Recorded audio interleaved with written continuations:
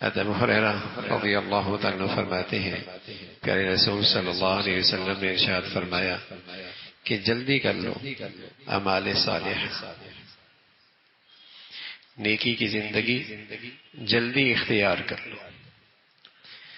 اللہ کے نبی صلی اللہ علیہ وسلم نے ارشاد فرمایا کہ جلدی کر لو اعمال صالحہ، ان فتنوں کے آنے سے پہلے جو اندھیری رات کے ٹکڑوں کی طرح پہ در پہ آئیں گے۔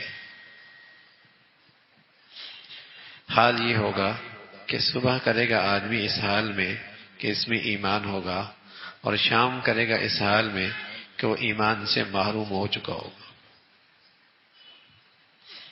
اور شام کو وہ مومن ہوگا اور اگلی صبح وہ مومن نہ رہے گا، کافر ہو جائے گا۔ دنیا کی متاع قلیل کے بدلے وہ اپنا دین اور اپنا ایمان بیچ ڈالے گا۔ یہ اللہ کے نبی صلی اللہ علیہ وسلم کا ارشاد ہے۔ ابو ہریرہ رضی اللہ تعالی عنہ نے اسے نقل فرمایا ہے کہ آپ علیہ الصلوۃ والسلام نے اپنی امت کو خبردار کیا، اور آپ نے نصیحت فرمائی، اور آپ نے اپنی امت کو فکر مند فرمایا کہ لوگوں اعمال صالحہ جلدی کر لو، اس سے تمہاری حفاظت ہوگی۔ جب آدمی کی آنکھوں میں روشنی ہو نا تو موذی چیز نظر آتی ہے، نقصان دہ چیز نظر آتی ہے، گڑھا نظر آتا ہے، سانپ بچھو بھی نظر آتا ہے۔ اعمال صالحہ کی بدولت جب دل روشن ہو جاتا ہے تو فتنوں سے حفاظت آسان ہو جاتی ہے۔ آنکھوں کی روشنی ہو تو آدمی گڑھے سے بچتا ہے، کانٹے سے بچتا ہے، سانپ بچھو سے بچتا ہے، موذی اور مہلک چیز سے بچتا ہے۔ نیکیوں کے بدولت اندر کا انسان روشن ہو جائے، ضمیر روشن ہو جائے، دل روشن ہو جائے، تو آدمی ظلمتوں سے، فتنوں سے محفوظ رہتا ہے۔ تو رسول اللہ صلی اللہ علیہ وسلم نے فرمایا اعمال صالحہ جلدی کر لو، ان فتنوں کے آنے سے پہلے جو اندھیری رات کے ٹکڑوں کی طرح پہ در پہ آئیں گے۔ رات کا پہلا حصہ، پھر اگلا حصہ اس سے زیادہ اندھیرا ہوتا ہے، پھر تیسرا حصہ اس سے زیادہ گہرا ہوتا ہے اندھیرے میں۔ فرمایا ایسی ہر آنے والا فتنہ پہلے سے زیادہ اس میں ظلمت ہوگی۔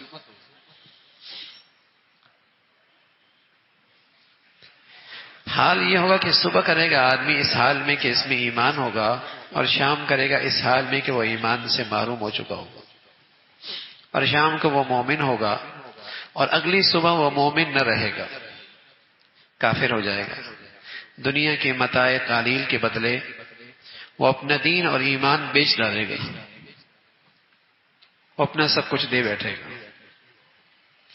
یہ اللہ کے نبی صلی اللہ علیہ وسلم نے خبردار فرمایا ہے کہ اپنی امت کو نصیحت فرمائی کہ ایسے حالات بھی آئیں گے، ایسے حالات بھی آئیں گے کہ آدمی صبح اس حال میں اٹھے گا کہ اپنے عقیدے پر ہوگا، اچھا خاصا مسلمان ہوگا، لیکن شام ہوتی ہی وہ گمراہی میں اور بدعملی کا شکار ہو کر اپنا دین چھوڑ بیٹھے گا۔ اسے اندازہ ہی نہیں ہوگا اس نے کیا کہا ہے،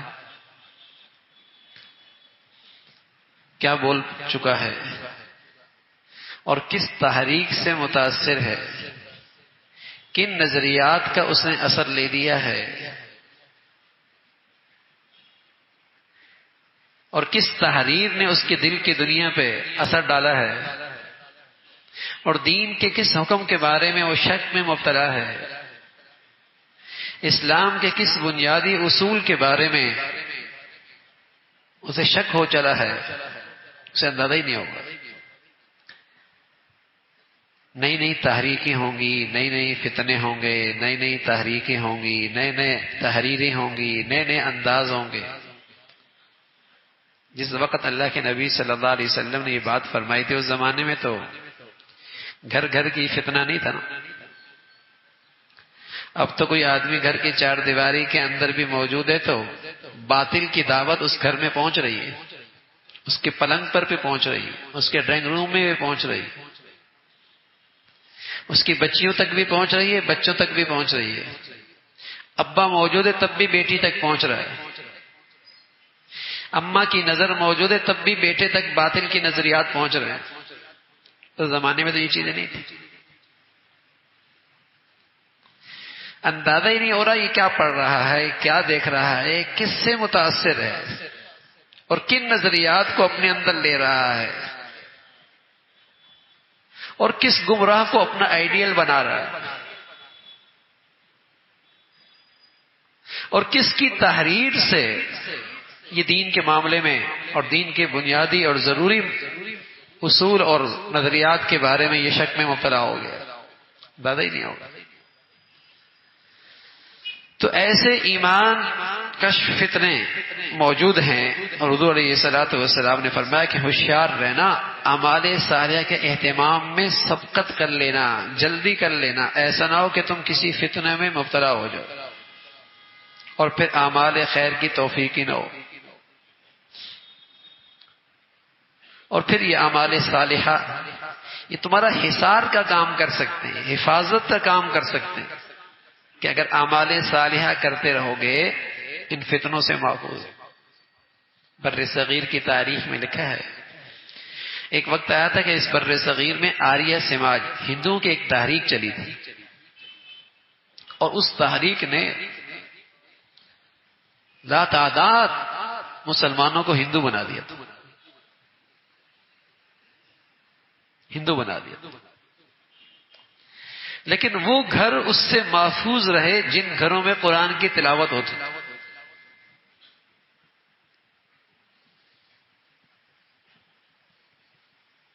وہ گھر محفوظ ہے.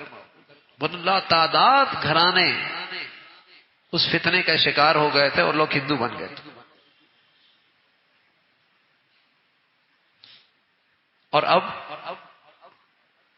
تو اس سے بھی زیادہ خطرناک فتنہ ہے. ہندو آدمی بن جائے نا تو گھر والوں کو پتہ چل جاتا ہے، خاندان کو پتہ چل جاتا ہے، برادری کو پتہ چل جاتا ہے، معاشرے کو پتہ چل جاتا ہے. تو آدمی کو ایک فکر ہوتی ہے کہ میرے سے سوشل بائیکاٹ بھی ہو سکتا ہے اور میں اسلامی معاشرے کے مفادات سے محروم بھی ہو سکتا ہوں. ہندو بننا، عیسائی بننا علی الاعلان آسان نہیں ہوتا. لیکن اب ایسی نظریات ہیں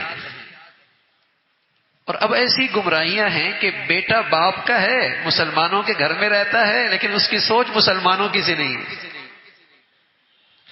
وہ ذہنی اور فکری طور پہ اسلام سے بیزار ہو چکا، لیکن کسی کے کان میں جوں بھی نہیں رینگتی، کسی کے ماتھے پہ بلی نہیں آتا. وہ حدیث کے بارے میں بدگمان ہے، اللہ کے بارے میں الیاذ باللہ بدگمان ہے، قرآن کی سچائی اور حقانیت کے بارے میں شک میں مبتلا ہے. وہ مرنے کے بعد کی زندگی کا قائل نہیں رہا، وہ اسلام کے بہت سارے احکامات کا انکار کر چکا،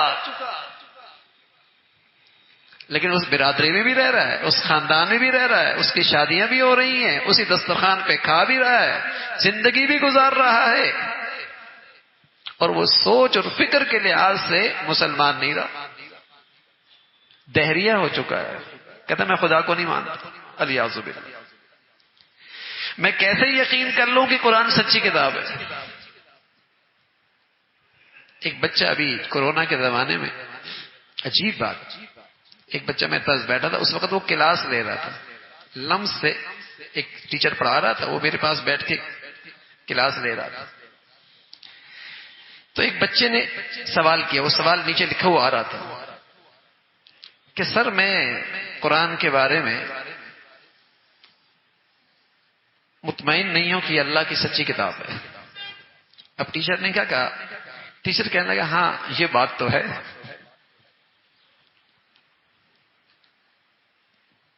اور یہ کوئی ایک دو نہیں، آپ کے ان اداروں میں ایسی مخلوق دسیوں میں نہیں سینکڑوں میں ہیں.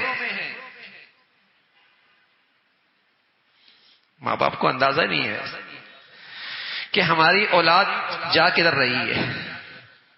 اور خاص طور پہ جب اس ماحول میں گناہوں کی گندگی اور ظلمت ہے نا، اور بے حیائی اور نشہ آور چیزیں ہیں، تو دل کی زمین سازگار ہو جاتی ہے فتنے قبول کرنے کے لیے. بڑی سے بڑی گمراہی آسانی سے قبول کر لیتی ہے. لا مذہب ہے. کتنے نوجوان ایسے ہیں جو کہتے ہیں ہمارا اس مذہب سے کوئی تعلق، اور فخریہ کہتے ہیں ہمارا کوئی مذہب نہیں ہے. تو اللہ کے نبی صلی اللہ علیہ وسلم نے جو بات صدیوں پہلے بتائی، آج آنکھیں دیکھ رہی ہیں، مشاہدہ ہو رہا ہے. مسلمانوں کی اولادیں، مسلمانوں کی بچیاں، مسلمانوں کے گھرانے، اور بہت خوبصورت عنوانات کے ساتھ تعلیم، تعلیمی ادارہ، university, college, school, literature, research, خوبصورت عنوانات کے ساتھ. لیکن اس کے اندر کیا زہر پلایا جا رہا ہے، کیا بے دینی پلائی جا رہی ہے، کیا لا مذہب پن انہیں بنا کس لے کے جا رہا ہے، آج مسلمانوں کو اس کا شعور نہیں. اور سوچتا بھی نہیں مسلمان کہ وہ جن کے پاس پڑھتا ہے ان کا کوئی مذہب اسلام سے تعلق بھی ہے یا نہیں. جس ماحول میں بھیج رہا ہے وہاں اللہ اور اللہ کے رسول کا کچھ تذکرہ بھی ہے یا نہیں. لیکن چونکہ اس کے پیش نظر تو دنیا ہے نا، اور رسول اللہ صلی اللہ علیہ وسلم فرمایا کرتے تھے ایک وقت آئے گا لوگ اپنا دین ایمان دے بیٹھیں گے دنیا کی خاطر. تو آج اپنی اولادیں کیوں دے رہے ہوتے ہیں؟ دنیا کے لیے نا. آج ہم اپنی اولادیں کیوں دے رہے ہوتے ہیں؟ صرف اس دنیا کے لیے نا، کہ کسی طرح اس کی دنیا اچھی ہو جائے اور دنیا خوشحال ہو جائے، شاید نہ ختم ہونے والی زندگی برباد ہو جائے. تو اللہ کے نبی نے سچ فرمایا کہ یبیع دینہ بعرض من الدنیا، ایک وقت ایسا آئے گا لوگ اپنا دین ایمان دے بیٹھیں گے، اپنے بچوں کا، اپنی بچیوں کا. کس لیے؟ دنیا کے لیے. دنیا کے لیے ان کی ترجیح بن جائے گی دنیا، دنیا کی خوشحالی، دنیا کا اسٹیٹس، لوگوں کی نظروں میں اچھا ہونا، یہ ان کا زندگی کی ترجیح بن جائے گی. مذہب، دین، اسلام، حیا، غیرت، اللہ اور اللہ کے رسول کے تعلق، یہ سب ثانوی درجے ہیں. یہ آج کے کھوٹے سکے ہیں. آج لوگوں کی نظروں میں ان کی اہمیت ختم ہو گئی. ہوش آئے گا، پھر افسوس ہوگا اور پھر حسرت ہوگی، یہ کیا نقصان کر دیا. لیکن پیارے نبی صلی اللہ علیہ وسلم تو اپنی امت کے سب سے بڑے مہربان، سب سے بڑے خیر خواہ، سب سے زیادہ محبت کرنے والے، سب سے زیادہ شفقت کرنے والے، انہوں نے تو اپنی امت کو خبردار کر دیا کہ ایسے ظلمت بھرے فتنے آئیں گے. بچوں، جس بچے کو پتہ ہی نہیں کہ اسلام ہے کیا، تو اس کے لیے اسلام سے نکلنا کیا ہے. جسے پتہ ہی نہیں، ایمانیات کا ہی پتہ کوئی نہیں، اسلام کے بنیادی ضروری چیزوں کا اسے علم ہی نہیں، تو کوئی بھی گمراہی قبول کر سکتا ہے. وہ کسی بھی لادین آدمی کا نظریہ قبول کر سکتا ہے. تو پیارے رسول صلی اللہ علیہ وسلم نے اپنی امت کو آگاہ کیا، نیکیاں کر لو، اپنے بچوں کو نیک بنا لو، اپنے بچے بچیوں کو نیک بنا لو. تعلیم بری نہیں، اس امت کا جہالت سے تعلق نہیں، اس امت کا تعلق تعلیم سے ہے. لیکن ایسا ماحول بھی خدا کے لیے نہ دیں کہ وہ بے دینی ہو جائے. اس امت کا تعلق تعلیم سے ہے، جہالت سے نہیں. لیکن اللہ کے لیے اس نام پر اپنی اولادوں کا ایمان دین بھی تو نہ دے، انہیں دین اسلام سے بیزار بھی تو نہ ہونے دیں. تو یہ اللہ کے نبی صلی اللہ علیہ وسلم نے فرمایا اپنے بچوں کو اور اپنی زندگی کو نیکیوں پہ لے کے آؤ، اعمال صالحہ اختیار کرو، تقوی پہ آؤ، تاکہ ظلمت نظر تو آئے، گمراہی پتہ تو لگے، غلط بات کا احساس تو ہو. یہ اللہ کے نبی نے آگاہ فرمایا، توجہ دلائی کہ ایسا دور آئے گا، اور وہ دور موجود ہے، وہ دور موجود ہے۔ اللہ تعالی ہمارے اور ہمارے بچے بچیوں کی حفاظت فرمائے، ایمان کی زندگی عطا فرمائے، اور اللہ تعالی ہم سب کو ایمان پہ خاتمہ عطا فرمائے۔